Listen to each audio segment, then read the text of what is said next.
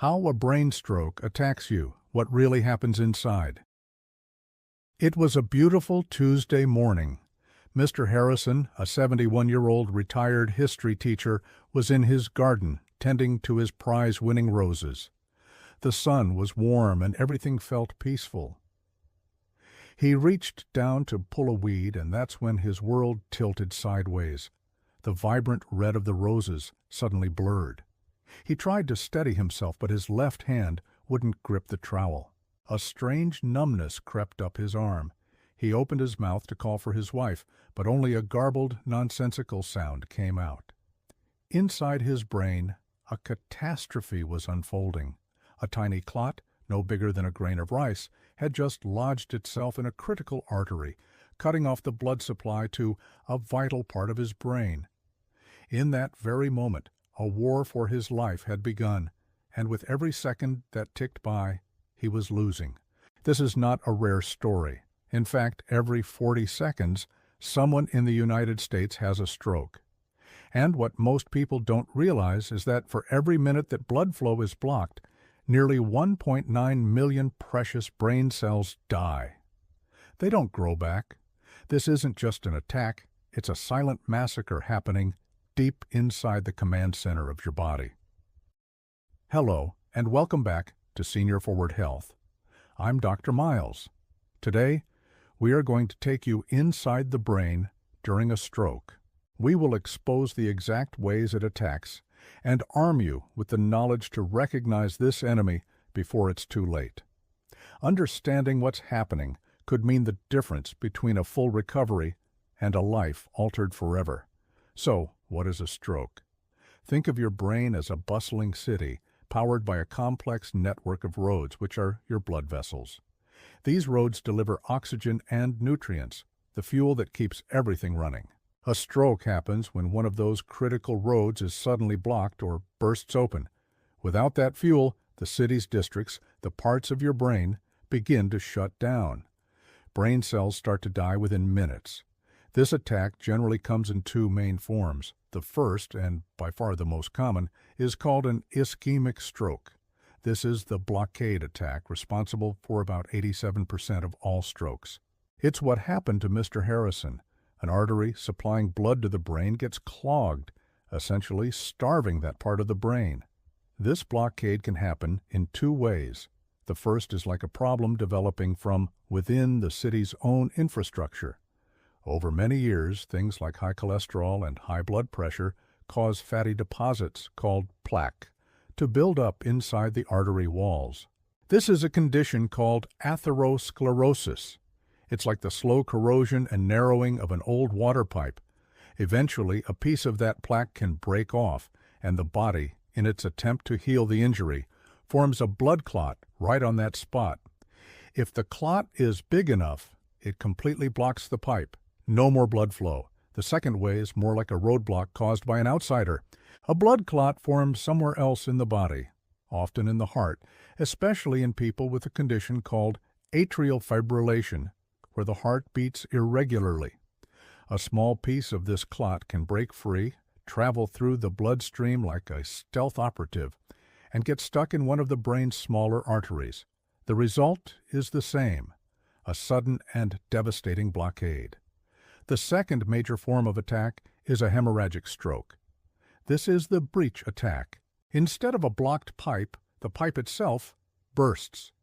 A weakened blood vessel in the brain ruptures, and blood spills out into the surrounding brain tissue. While blood is essential inside our vessels, it is incredibly toxic to brain cells when it's outside of them. It puts immense pressure on the brain, crushing and killing cells.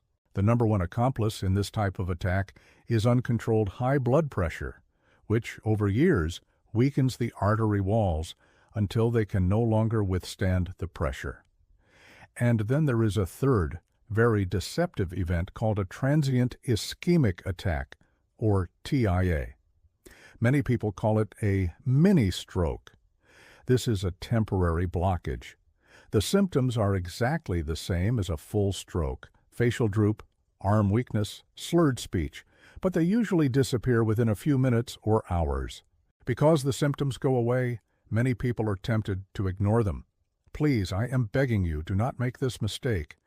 A TIA is not a mini-stroke. It is a massive warning shot. It is your body screaming that a major stroke is imminent.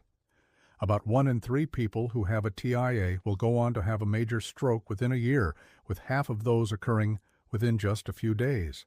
A TIA is a medical emergency that requires immediate attention. So how do you recognize the attacker when it arrives? You need to arm yourself with a simple but incredibly powerful tool. Remember the acronym BEFASTB is for balance. Has the person suddenly lost their balance or coordination? Are they stumbling or reporting severe dizziness? E is for eyes.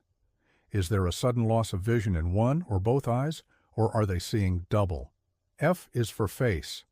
Look at their smile. Is one side of the face drooping or numb?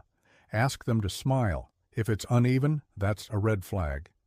A is for arms. Is there weakness or numbness in one arm? Ask them to raise both arms. Does one arm drift downward? S is for speech. Is their speech slurred? Are they unable to speak or hard to understand? Ask them to repeat a simple sentence like, "The sky is blue." And the most important letter, T, is for time. If you see any of these signs, you must call 911 immediately. Time is brain. Do not drive the person to the hospital yourself. Paramedics can begin life-saving treatment on the way. When Mr. Harrison's wife found him in the garden, she saw his drooping face and heard his jumbled words. She didn't hesitate. She recognized the signs and called 911. That single, swift action saved his life and gave him a fighting chance at recovery.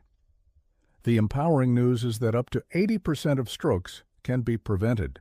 You can build a fortress around your brain by managing your risk factors. This means keeping your blood pressure, cholesterol, and blood sugar under control. It means maintaining a healthy weight, eating a diet rich in fruits and vegetables, quitting smoking, and limiting alcohol. Regular checkups with your doctor are not just a routine, they are your first line of defense. Life after a stroke is a journey. For Mr. Harrison, it involved months of intensive physical, occupational, and speech therapy. It was a long and arduous path, but with the unwavering support of his family, he is now back in his garden. His speech is not perfect, and his left hand is still weak, but he is alive, and he is reclaiming his life, one rosebush at a time. Understanding how a stroke attacks is your best weapon against it.